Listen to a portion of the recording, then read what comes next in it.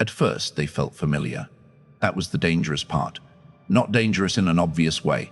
Nothing dramatic happened. No giant red flags. No scene dramatic enough to warn your friends about. Just a strange sense of comfort that arrived, unusually fast. The conversations flowed too easily. They laughed at the same things. Seemed to understand parts of you most people never noticed. Texted at the exact right moments. Said things that made you think, finally someone who gets me. Finally someone emotionally safe. Finally someone who doesn't feel exhausting. And if you've ever fallen into a toxic relationship dynamic before, you know exactly how seductive that feeling can be. Not because you're naive, because humans are wired for recognition. We trust familiarity. We relax around emotional mirroring. We lower our guard around people who seem to reflect our values, our wounds, even our sense of humor. That's what makes certain traps so effective. They don't begin with pain. They begin with comfort. A woman once said she knew something was off 3 weeks into a relationship, but couldn't explain why. Everything looked perfect, she said. That's what confused me. He was attentive, consistent, warm, present. But one night she made a harmless joke he didn't like. And for just a second his face changed. Nothing major, most people would have missed it. But her stomach dropped instantly. Then he smiled again. Conversation continued. Still, something inside her stayed alert. That moment matters, because some of the most important warnings in your life won't arrive as logic. They'll arrive as tension. A pause that feels strange, a compliment that somehow makes you feel smaller, a silence that feels less peaceful than it should. And most people override those moments. They rationalize, explain it away, tell themselves they're overthinking.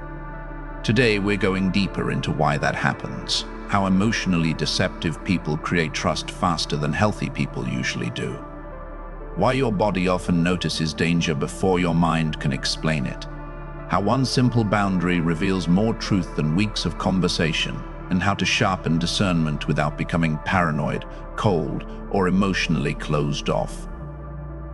Because real intuition is not fear, it's pattern recognition. And once you learn how to read the patterns, certain masks become impossible to ignore. One of the most convincing traps in human relationships doesn't feel dangerous at all. It feels like relief. That's what makes it so effective. You meet someone and almost immediately the interaction feels unusually easy, not the normal kind of easy that grows through time and consistency. The accelerated kind. The kind that makes you think, why does this feel like I've known them forever? That sentence has pulled a lot of people into situations they later regretted, not because instant connection is always fake, but because speed can be intoxicating, and intoxicated people don't observe clearly. A man once described meeting someone who seemed almost custom-built for him. Same music taste, same childhood references, same emotional language, even the same oddly specific life frustrations. At first, he felt lucky, then attached, then invested, all before he had enough real experience with this person to know who they actually were. That's where people get caught, not in obvious abuse, in emotional acceleration. Healthy trust usually grows in layers. Time, consistency, small moments that quietly prove reliability. But deceptive people often understand something useful. If emotional attachment forms fast enough, discernment gets weaker. Not gone, just quieter. That's why early intensity can feel so confusing. You're not bonding with consistency yet, you're bonding with possibility, and possibility is incredibly persuasive, especially if you've been lonely, especially if you've been misunderstood, especially if part of you deeply wants the story to be true this time. That's where emotional intelligence becomes dangerous when mixed with hope. You start filling in blanks, interpreting charm as sincerity, vulnerability as trustworthiness, intensity as compatibility. But those things are not the same. Pause there for a second. How many people have mistaken emotional intensity for emotional safety? A lot. Maybe you too. That doesn't mean you lacked discernment. It means you were human. A lot of deceptive people don't create connection through honesty. They create familiarity, subtle mirroring, shared language, emotional pacing that feels strangely synchronized. And yes, some of this happens naturally in healthy attraction. That's what makes discernment tricky. The difference usually appears in timing. Healthy connection can feel exciting, but it respects pace. Emotional traps often feel like urgency. A need to move quickly, share quickly, trust quickly, commit emotionally before enough reality exists to justify that level of closeness. That pressure doesn't always look aggressive. Sometimes it looks romantic. That's what catches people. A woman once said, "I thought I was experiencing rare chemistry. Looking back, I was experiencing emotional speed." That sentence explains a lot. And if you've ever ignored your own hesitation because the connection felt too good to question, you already understand how subtle this trap can be. The hardest part? Sometimes your body notices before your mind does. A weird tension after the date. A moment of overthinking you can't explain. A small emotional drop after certain interactions. Then the rational mind jumps in. You're just scared. Don't sabotage something good. Not everyone is toxic, and sometimes that's true. But sometimes that inner hesitation is the first honest signal you've received. The problem is most people have been trained to distrust discomfort if there isn't enough logical evidence yet. So they stay. Observe less, hope more. And that's exactly how emotionally deceptive people buy time. Not through force, through false comfort. But comfort isn't the real test.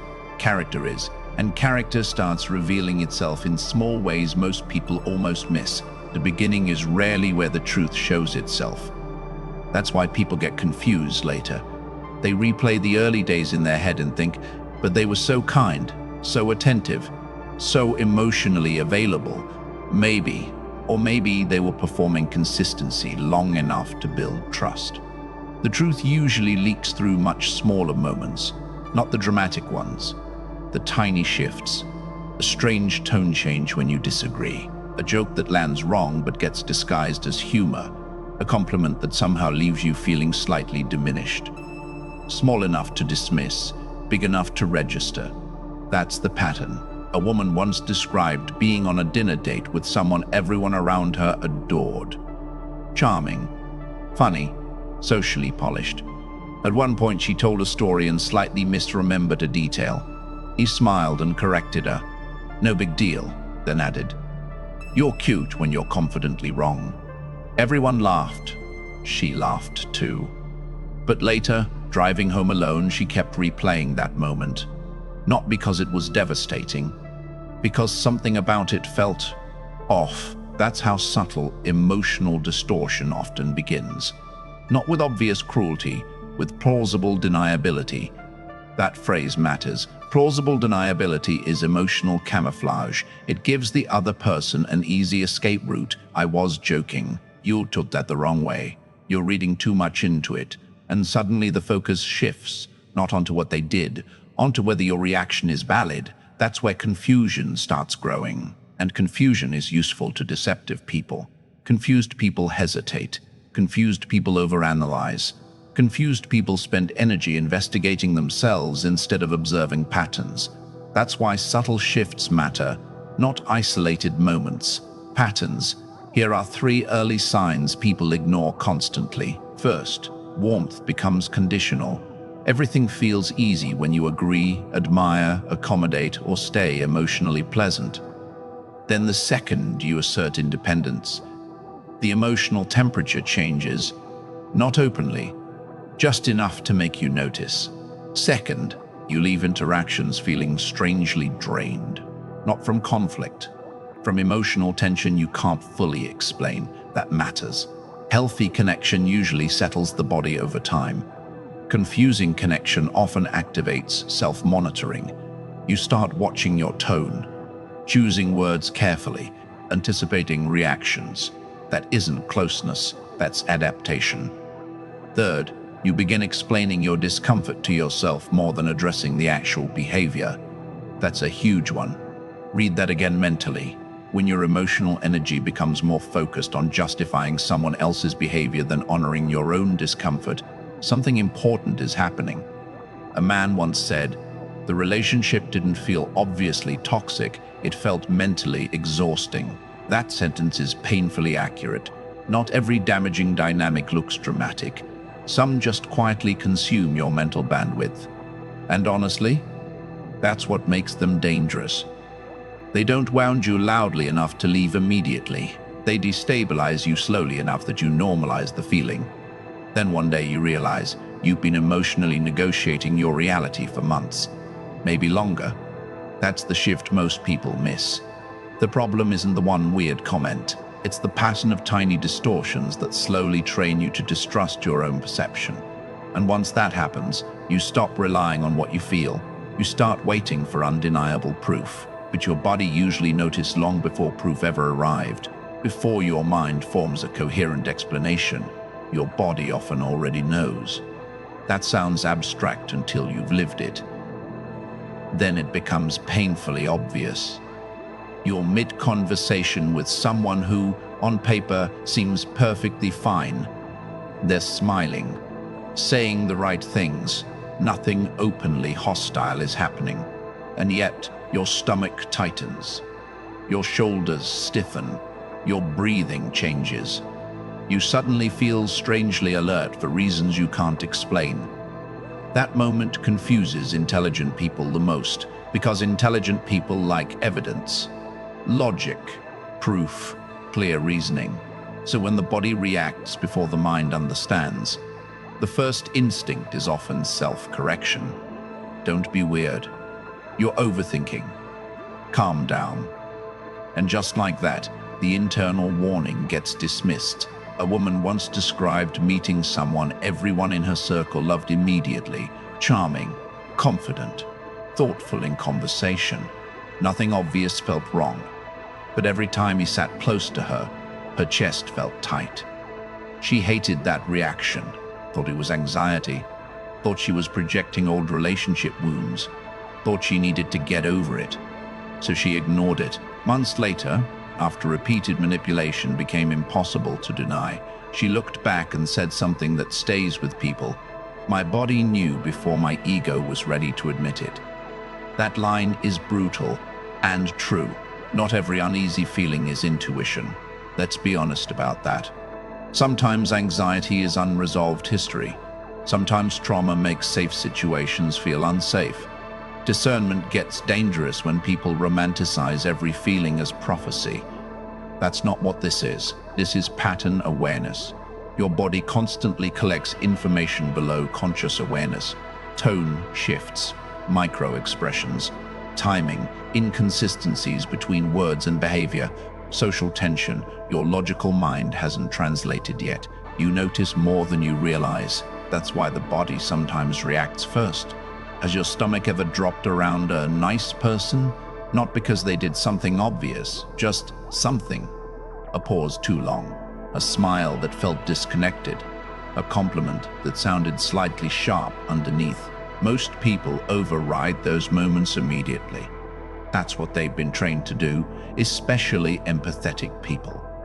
Especially people raised to prioritize politeness over instinct.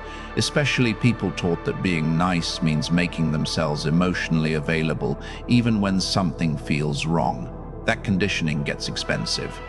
Not financially, psychologically. A man once said he spent 6 months convincing himself he was just stressed around someone who later became one of the most destabilizing people in his life. The body kept warning him. He kept negotiating with the warning. That's what many people do. Not because they're weak, because certainty feels safer than ambiguity. If the danger isn't obvious, the mind often prefers rationalization over uncertainty. That's human. But here's what changes everything. Your body is faster than your excuses. That doesn't mean blindly trust every fear. It means investigate repeated discomfort honestly. Notice patterns. Ask better questions. Do I feel calmer around this person over time, or more tense? Do I feel free to be myself, or subtly monitored? Do I leave interactions clearer or more confused? Those questions matter a lot, because discernment isn't about becoming paranoid, it's about becoming honest. And honesty gets much easier once you understand one uncomfortable truth. Nothing reveals hidden intentions faster than the word no. You can learn more about a person from one calm boundary than from 50 beautiful conversations. That sounds harsh. It isn't. It's just one of the fastest ways reality shows up. When everything is easy, most people look reasonable. When access is unrestricted, warmth comes naturally. When you're agreeable, available, emotionally flexible, conflict stays hidden. Character stays hidden too. Then one small boundary appears, and suddenly the atmosphere changes. A simple, "not tonight. I can't help with that. I need time to think." Nothing aggressive, nothing cruel, just a normal human limit. And that's when the mask sometimes slips. Not always dramatically. That's what makes this test so revealing. A woman once described declining a last-minute dinner invitation from someone she had been dating. She already had plans. Responded politely, no issue. At least that's what she thought. The reply came back, "Wow, didn't realize seeing me was such a burden." Read that again, looks small, right? That's how this works. No screaming, no obvious threat, just a subtle emotional tax attached to your boundary. Now suddenly you're not simply declining dinner, you're managing guilt. That shift matters. Healthy people can feel disappointed without turning disappointment into emotional pressure. That distinction changes lives. A lot of people miss it because they focus too much on the words. Words can be polished. Behavior under frustration tells the real story. Someone says no worries, but their tone changes afterward. Warmth disappears. Communication becomes colder. The emotional atmosphere tightens. That's information. Maybe not proof of something catastrophic, but information. And emotionally aware people need to stop dismissing useful information simply because it isn't dramatic enough. That habit keeps people trapped. A man once said, "I didn't realize how much peace I was sacrificing until I started saying no." That sentence hits hard. Because boundaries don't destroy healthy relationships, they expose fragile ones. That's the uncomfortable truth. If someone only feels close to you when you are endlessly accommodating, that's not intimacy, that's access, and access often gets mistaken for love. Most people don't realize how much emotional overfunctioning they've normalized until they stop doing it. Then suddenly people react. You get called distant, cold, different, selfish, and honestly, part of you might believe it at first. Especially if guilt has been one of the main tools keeping you emotionally available your whole life. That's where many people cave. Not because the boundary was wrong, because the emotional discomfort afterward feels unbearable. That's the trap, not the boundary itself. The guilt attached to it. And some people are incredibly skilled at making you feel responsible for emotions that were never yours to carry. A sigh, a delayed response, a passive-aggressive joke, a sudden mood shift. Small signals that quietly say, "Look what your boundary did." And if you are conditioned to keep peace at all costs, that pressure works, at least for a while, until one day you realize something painful. You've been apologizing for protecting yourself. That realization changes everything. Because once guilt stops automatically controlling your decisions, the entire dynamic shifts. This is where a lot of people fail. Not in recognizing the red flags, in leaving them, or even harder, in pulling back without feeling like the villain. Because if you've spent years being the understanding one, the forgiving one, the emotionally available one, self-protection can feel strangely immoral at first. That's the psychological trap nobody talks about enough. You can know something is hurting you and still feel guilty for creating distance from it. That contradiction confuses people a lot. A woman once said the worst part of ending a toxic friendship wasn't losing the person. It was losing the version of herself who believed she could fix it. That line says a lot. Some people don't stay in damaging dynamics because they enjoy suffering.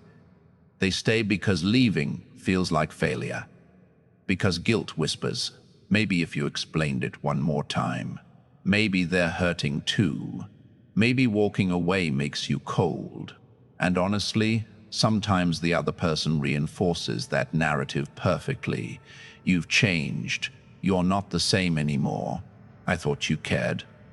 Simple phrases, heavy emotional weight. If you were raised to keep people comfortable, those words can hit like a weapon. Not because they're true, because they target old conditioning. That's the part many emotionally intelligent people misunderstand. The guilt you feel after setting boundaries is not always evidence you did something wrong. Sometimes it's evidence you broke a familiar emotional pattern. That's a massive difference. Read that again, mentally. A lot of people confuse discomfort with wrongdoing. But growth is often uncomfortable precisely because it interrupts old emotional programming. Especially if love in your early life came with conditions. Be easy. Be agreeable. Don't upset people. Stay emotionally manageable. Children adapt to that. Adults carry it into relationships without realizing it. Then one day they say no to something draining and feel physically anxious afterward. Not because the boundary was cruel, because their body learned long ago that displeasing others felt unsafe. That's deep conditioning. A man once described ignoring his own exhaustion for years because he thought being good meant always being available for everyone. Friends, family, romantic partners, co-workers. Then one day he simply turned his phone off for a weekend. No emergency, no explanation. And instead of peace, he felt panic, guilt, restlessness, a weird urge to apologize for disappearing. That reaction told him something important. His availability had become part of his identity. That happens more than people admit. Some people aren't afraid of losing relationships. They're afraid of losing the version of themselves that earned love through self-sacrifice. That's painful to confront, but necessary, because you cannot build real peace while constantly betraying your own limits to maintain emotional approval. Eventually, something has to change. And for most people, that change begins awkwardly, not with empowerment music, with discomfort. You pull back, feel guilty, second-guess yourself, almost go back. That messy middle is normal. Healing is not clean. But every time you protect your peace without over-explaining, your self-trust grows. Every time you survive someone else's disappointment without abandoning yourself, your nervous system learns something new. You are allowed to protect yourself. That lesson changes people, slowly. Then one day you stop asking, how do I make this person understand? And start asking, what does this pattern keep teaching me? That's discernment. And once that shift happens, you stop relying only on instinct. You build a repeatable system. Instinct is powerful, but instinct alone isn't enough. Why? Because hope can distort instinct. Loneliness can distort instinct. Trauma can distort instinct. Chemistry can distort instinct. That's why people ignore warning signs they absolutely noticed, not because they lacked awareness, because awareness without structure gets negotiated away. So let's make this practical, not vague intuition. A repeatable filter. Something you can actually use. Step 1, slow the pace. This alone prevents a shocking number of bad decisions. If someone feels unusually perfect, unusually fast, pause, not dramatically, quietly. Observe what happens when emotional speed gets interrupted. Healthy people can tolerate pacing. People chasing emotional access often struggle with it. A woman once said the most useful dating advice she ever got was, don't decide who someone is during the version of them trying to impress you. Brutal. Accurate. Time reveals what charm conceals. That's step 1. Step 2, watch behavior under friction, not under ideal conditions. Anyone can be kind when things go their way. The real information appears when expectations aren't met. Disagreement. Delayed replies. Small boundaries. Mild frustration. That's where patterns become visible. Ask yourself, what happens when I become less convenient? That question filters people fast. Step 3, track your internal state honestly.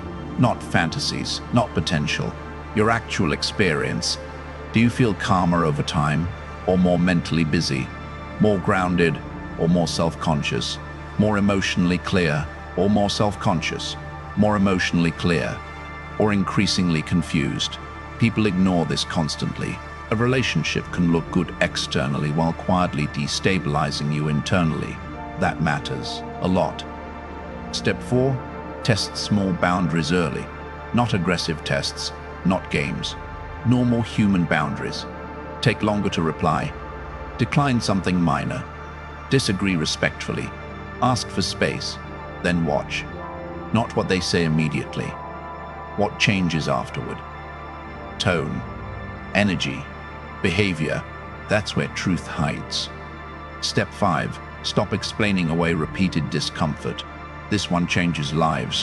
One weird moment, maybe nothing. Repeated weird moments, pay attention. Too many people become amateur defense attorneys for people who consistently make them feel unsafe, small, confused, or emotionally drained. Stop doing that. Patterns matter more than isolated charm. Step 6, separate chemistry from character. This one hurts.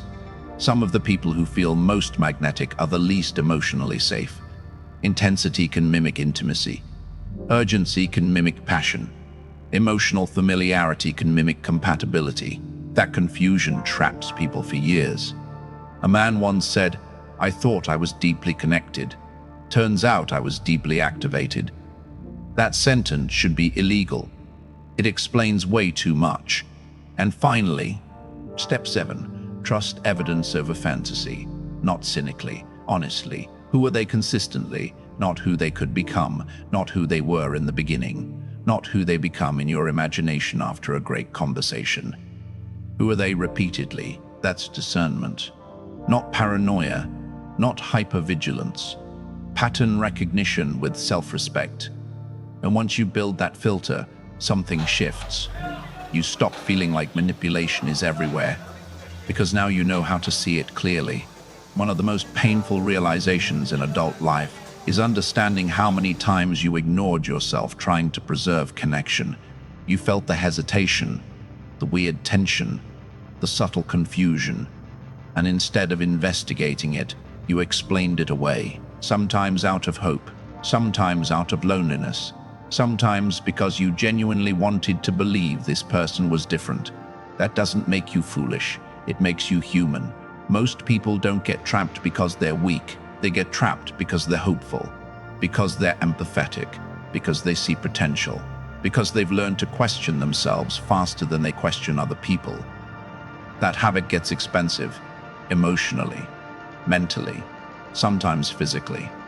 The sleepless nights, the overthinking, the stomach drops, the strange exhaustion after interactions you couldn't logically explain.